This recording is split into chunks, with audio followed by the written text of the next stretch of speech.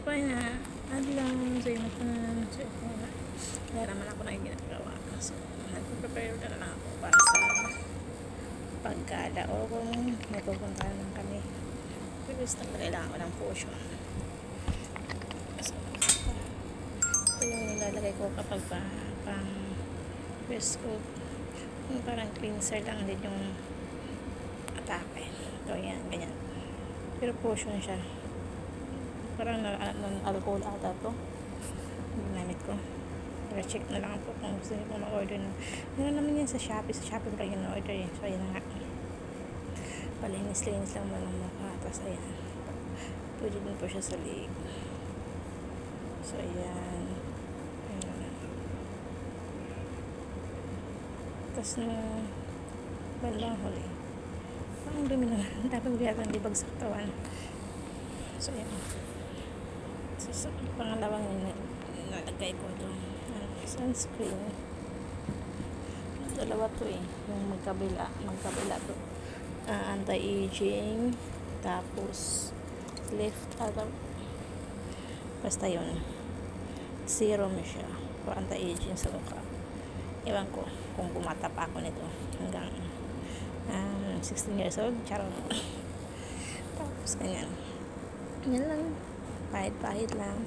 Tapos, pangatlo, itong ano ba to? Tawag pa nito? Sunscreen. Sunscreen siya na may SPF na 50 plus. Everyday Glow sunscreen. Fan na kasi ako ng Snow White. Charot, Disney White. So, ayan. Pahit-pahit lang din. So, ganyan lang. Wala yung process niya. Kaya naman masyadong eme. So, pang-apat, ito cream na gamit ko ay snail din siya. Brightening Day Cream. Ginagamit ko to for anti-pollution. So, nakalagay naman dyan sa action sa tag na may nakalagay na anti-pollution. So, ayan. It helps protect and smoothen skin for an everyday glow. So, apply generously and avidly on face and neck as the last step on your morning skincare routine. So, sabi ito last step the morning skincare. Pero pinapatulungan ko pa ito ng another sunscreen. Makikita nyo mamaya. May nilalagay pa akong pang another sunscreen. Pang nilang nilalagay ko. Sunscreen din to. Pero itong isa, medyo siya. Para siyang liquid foundation. Ang lakas siya makakover sa mga dark spot, mga pimples, gano'n. Nakikita niyo pag ginamit ko ito.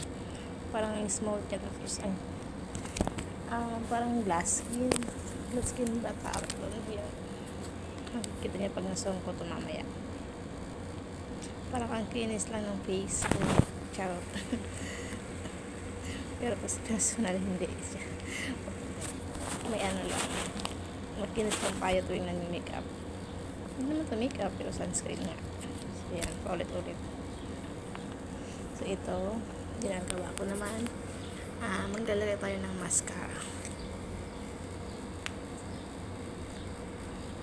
Ayan. Yan. Yan, Inday. Tama yung ginagawa mo. Maglalagay ka ng mascara. Kasi, ang ikli ng mga pilik mata mo. So, lagyan mo pa. Sige, lagyan mo pa. Okay, tama na pala. So, ayan. Itong lipstick naman na lawa. Ito gamit ko. Medyo matagal ko itong ginagamit. Ang ganda lang kasi pagsamahin. Ayan. Yan lang muna.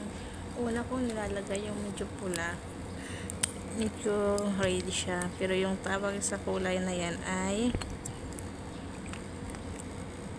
wine red. Ayan Tapos pangalawa na nilalagay ko, maganda din to.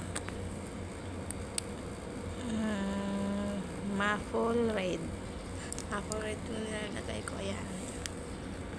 Pang patong siya. Tapos pag ginanyan mo na yung lips mo para parang pinaghalo yung dalawa. Pero ang ganda na ng result. Ayan. Diba? Yan lang. Yan lang ginagawa ko. Tapos, ayan, maglalagay tayo ng powder sa mukha kasi nakalimutan ko yung powder ko doon. Ito na lang nilagay ko na yung foundation ko kasi nakalimutan ko eh. Foundation, pwede powder. So, powder na lang ginagay ko. Itong Lewis and Pearl.